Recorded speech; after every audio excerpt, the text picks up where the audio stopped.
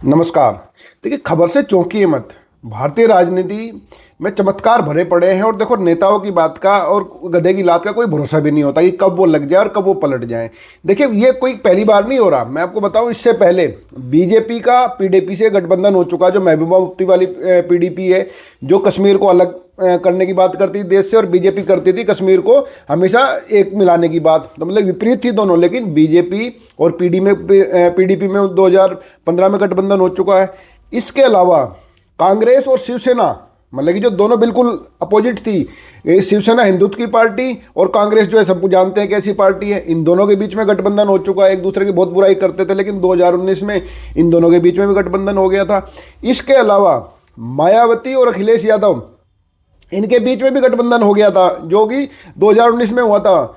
जबकि इससे पहले जो गेस्ट हाउस कांड हुआ था, एक आपको ध्यान होगा, जिसमें मायावती को मारने की कोशिश की थी समाजवादी पार्टी के लोगों ने, जो कि हुआ था 1995 को 2 जून को। मीराबाई रोड पे लखनऊ में एक सरकारी गेस्ट हाउस है, उसमें मायावती को बंद कर लिया था। वो तो बीजेपी के एक विधायक ने बहादुरी दिखा करके मायावती को बचा लिया था, नहीं तो गैस सिलेंडर में आग लगा करके मायावती को मार ही दिया गया होता उस दिन तो। और उस घटना के बाद ही मायावती ने साड़ी पहननी छोड़ी थी, सूट सलवार पहनने लगी थी। हालांकि बाद में उस विधायक की हत्या हुई, लेकिन मतलब कि जिस आदमी, मतलब जिस दल ने किसी को मारने की कोशिश की हो, लेकिन फिर उसने जो है उन्हीं के लड़के के साथ, मुलायम सिंह के लड़के के साथ, अखिलेश यादव के साथ मायावती का गठबंधन हुआ। तो अब देखिए, चमत्कारों से तो भरी पड़ी है भारतीय राजनीति। तो इस खबर से चौंकिए मत, जो खबर आप देख रहे हैं। चलिए आपको पूरी डिटेल में बताता हूँ, ये हुआ कैसे, ममता बनर्जी पिघली कैसे, ममता बनर्जी ये मोदी की तरफ आई कैसे, मैं पूरी खबर आपको बताता हूँ। नमस्कार, आप वीडियो देख रहे हैं तो आपका बहुत बहुत धन्यवाद। और देखो, अभी एक इलाहाबाद में गया था, वहाँ एक साधु मिले थे। पहले तो मैं विश्वास नहीं कर रहा था इस चीज़ में, लेकिन उन्होंने एक टोटका बताया था, जिससे आपका आने वाला समय भी और दिन भी अच्छा रहेगा। बस आप जिस भगवान को आप मानते हैं, उस भगवान का नाम, चाहे शिव हो, चाहे लक्ष्मी माता हो, कोई भी हो, कमेंट बॉक्स में लिख दीजिए और सच्चे मन से अपना कमेंट में लिखिएगा, तो आपका दिन और साल अच्छा रहेगा। आजमा के देख लीजिए, कोई बुराई नहीं है इसमें। इतनी चीज़ें करते हैं, 1 सेकंड लगते हैं, लिख दीजिए भगवान का नाम, भगवान पे भरोसा रखिए, लिखिए नाम। चलिए अब खबर की बात करते हैं। देखिए, आपको पता ही है कि संसद में हंगामा हुआ। 4 फरवरी को क्या तमाशा हुआ। 4 फरवरी को जो है कुछ विपक्ष की जो महिला सांसदों ने मोदी की चेयर को घेरने की कोशिश की, जिसके बारे में जो लोकसभा अध्यक्ष है ओम बिरला, उन्होंने कहा कि उनके पास जानकारी थी कि उस दिन 4 फरवरी को मोदी के साथ कोई बहुत बड़ी घटना हो सकती है, जिसके कारण उन्होंने मोदी को सूचना दी समय रहते, और एंड टाइम पर वो लोकसभा में नहीं आए। नहीं तो उस दिन उनके साथ ये सांसद कुछ और घटनाएं कर देती, जो विपक्ष की सांसद है, जो इन्होंने प्रधानमंत्री कुर्सी को घेरा था। इसके बारे में टीडीपी के एक नेता ने कहा कि उनके पास जानकारी है कि उस दिन नरेंद्र मोदी को कुछ विपक्षी महिलाएं उनके गाल पे या हाथ पे काटने वाली थी। मतलब कि आप सही सुन रहे हैं, ये नेताओं का कहना है, ये टीडीपी के एक नेता का कहना है, और लोकसभा अध्यक्ष का कहना है कि उस दिन जो ना मोदी की जान को खतरा हो गया था लगभग। मतलब जान को खतरे से मतलब है कि उस दिन मोदी के साथ कुछ ऐसा कांड होने जा रहा था जिससे दुनिया में भारत का लोकतंत्र शर्मसार होता। तो टीडीपी के नेता ने तो साफ साफ कहा कि प्लान ये बनाया गया था कि जो है ना मोदी को हाथ पे या उनके गाल पे कोई महिला सांसद काट ले और फिर पूरा तमाशा हो। और उसको जब वो काटेगी, स्वाभाविक तो भाई, तो स्वाभाविक है, जब कोई किसी को काटेगा तो सामने वाला आदमी जो है बचाव में हाथ पैर मारेगा ही, धक्का वक्का देगा ही।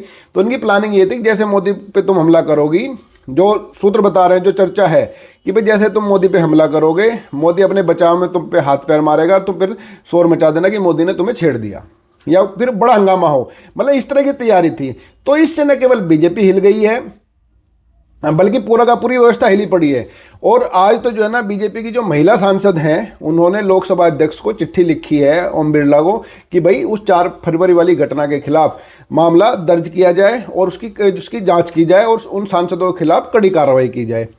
बात यही नहीं आई। देखिए, ममता बनर्जी की एंट्री कैसे हो रही है इसमें पूरा मैं बताता हूं आपको।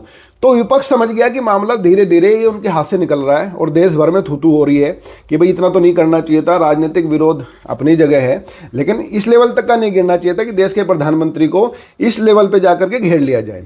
भाई तुम जिनको वैसे नहीं हरा पा रहे, तो इसका मतलब थोड़ा ना कि तुम उसको दांत से काटोगे, उनके चिपटोगे उसके। तो इस वाले मामले में ममता बनर्जी ने कुछ विचार किया, और जो विपक्ष है, विपक्ष ने कहा, जैसे मैंने बताया कि हाथ से बात निकल रही है विपक्ष के, क्योंकि देश भर में अभी बात धीरे धीरे फैल रही है कि क्या होने जा रहा था 4 फरवरी को। तो विपक्ष ने क्या किया कि लोकसभा अध्यक्ष को ही हटा देते हैं। उसके लिए एक अविश्वास प्रस्ताव होता है। तो अविश्वास प्रस्ताव लाने के लिए जो है ना, इंडिया गठबंधन ने तैयारी शुरू कर दी, जिसमें अखिलेश यादव सबसे आगे हैं। अखिलेश यादव, राहुल गांधी, प्रियंका, सब लगे पड़े हैं। और इकट्ठे किए। तो आज जो जानकारी आ रही है उस जानकारी के हिसाब से 102 सांसदों ने लोकसभा अध्यक्ष के खिलाफ जो है अविश्वास प्रस्ताव के जो प्रपोजल है उस पर साइन कर दिए हैं। केवल 50 की जरूरत होती है वैसे अविश्वास प्रस्ताव लाने के लिए 50 सांसदों की, लेकिन उसमें 102 सांसदों ने साइन कर दिया है। लेकिन इसमें ममता बनर्जी ने इंडिया गठबंधन के साथ खेल कर दिया है।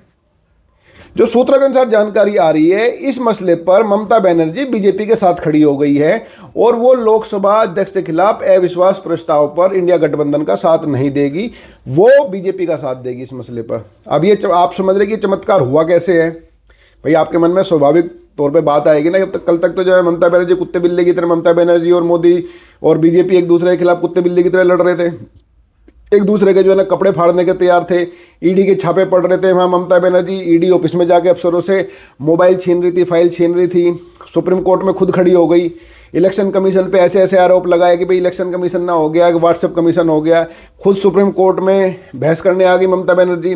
तो अचानक ये हुआ कैसे कि ममता बनर्जी और बीजेपी में ये इतना प्यार हो गया कि इंडिया गठबंधन छोड़ने के लिए तैयार हो गई है इस मसले पर, लोकसभा अध्यक्ष के खिलाफ अविश्वास प्रस्ताव लाने के मसले पर। देखिए, ममता बनर्जी बहुत माहिर खिलाड़ी है राजनीति की, तो उन्होंने ये कदम भी अपने फायदे के लिए ही उठाया है। अब आप समझे, अब आपके मन में सवाल आएगा कि भाई उनका फायदा कैसे है इसमें, ये तो बीजेपी का फायदा है। देखिए, कभी कभी क्या होता है कि दुश्मन का फायदा कराने में भी अपना फायदा हो जाता है। देखिए, ममता बनर्जी राजनीति की माहिर खिलाड़ी है, वो समझती है कि जो बजट भाषण है, जो बजट सत्र चल रहा है, ये पश्चिम बंगाल के विधानसभा चुनाव से पहला बजट सत्र है ये, इसके बाद लोकसभा मतलब कि पश्चिम बंगाल के विधानसभा चुनाव ही होने हैं। तो ममता बनर्जी इस मौके को अपनी पार्टी के फायदे के लिए इस्तेमाल करना चाहती है। वो कैसे? संसद में देखो जो भी बोला जाता है, एक तो देश भर में लाइव जाता है, दूसरा वो हमेशा के लिए रिकॉर्ड पे रह जाता है। ममता बनर्जी की प्लानिंग है कि इसमें तमाशा ना करके लोकसभा अध्यक्ष के खिलाफ अविश्वास प्रस्ताव ला करके फिर उस पर वोटिंग करा करके ये तमाशा बंद होना चाहिए और इस तमाशे की जगह सरकार की खाल उधेड़ने का मौका संसद के अंदर मिलना चाहिए। और टीएमसी ने तैयारी कर ली है कि जब संसद चलेगी, जब भी हंगामा रुकेगा, टीएमसी मोदी सरकार की बखिया बजट को लेकर के, पश्चिम बंगाल को लेकर के कि वहाँ के लिए क्या क्या मोदी सरकार ने नहीं किया है और कैसे पश्चिम बंगाल के साथ केंद्र सरकार भेदभाव कर रही है, इस एंगल पे पूरी जबरदस्त राजनीतिक भाषण की तैयारी कांग्रेस जो टीएमसी के जो सांसद हैं उन्होंने की हुई है।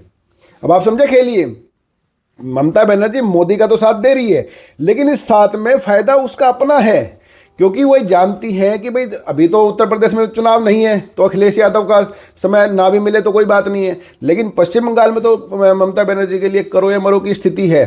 तो वो ममता बनर्जी चाहती है कि बीजेपी का साथ दे करके इस वाले मसले को, जो लोकसभा अध्यक्ष के खिलाफ ये जो प्रस्ताव आने जा रहा है, इसको ठंडे बस्ते में डलवाया जाए और संसद चलने दी जाए। देखिए, आप सुनते हैं, देखिए राजनीति का कमाल है ये, जो पार्टी अब तक संसद बाधित करती आई है, अब वो पार्टी चाहती है बीजेपी के साथ मिलकर के संसद चले, ताकि संसद चलने के दौरान वो बीजेपी की खाल उतार दें वहाँ और बीजेपी पे ऐसे ऐसे आरोप लगाए कि पश्चिम बंगाल के साथ इतना बुरा कर रही है बीजेपी, और जिसका फायदा फिर जो है पश्चिम बंगाल में टीएमसी उठाए। क्योंकि देखो, संसद में जो बोला जाता है वो हमेशा के लिए रिकॉर्ड रहता है, वो हमेशा जब तक ये दुनिया रहेगी, जब तक ये देश रहेगा, एक एक शब्द संसद में जो बोला गया रिकॉर्ड होता है। यही कारण है कि सब नेता चाहते हैं संसद में बोला जाए, और यही कारण है कि कोई अगर नेता गलत बात बोल देता है तो उसको रिकॉर्ड से निकलवाने के लिए हंगामा होता है। बहुत बार लोकसभा अध्यक्ष, क्योंकि सबसे पावरफुल पोस्ट लोकसभा की अध्यक्ष की ही होती है, वही वहाँ की चेयर होती है, वो कभी कभी रिकॉर्ड से शब्द निकलवाते भी हैं। तो आप सोचते होंगे ये किस लिए हो रहा है? वो सिर्फ इसलिए होता है कि भाई